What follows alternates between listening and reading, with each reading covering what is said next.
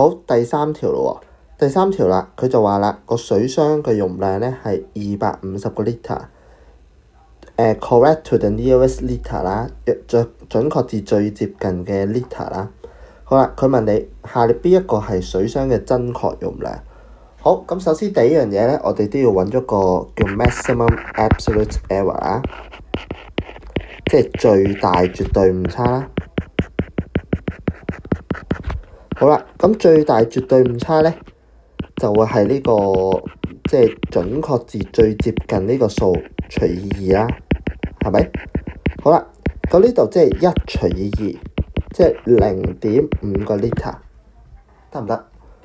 好啦，咁我哋就知道個下限咧，250減0.5，即係249.5啦。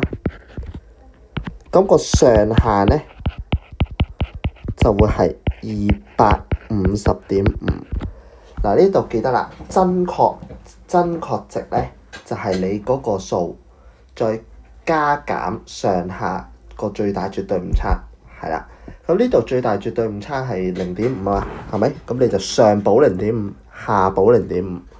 咁我哋望一望啦。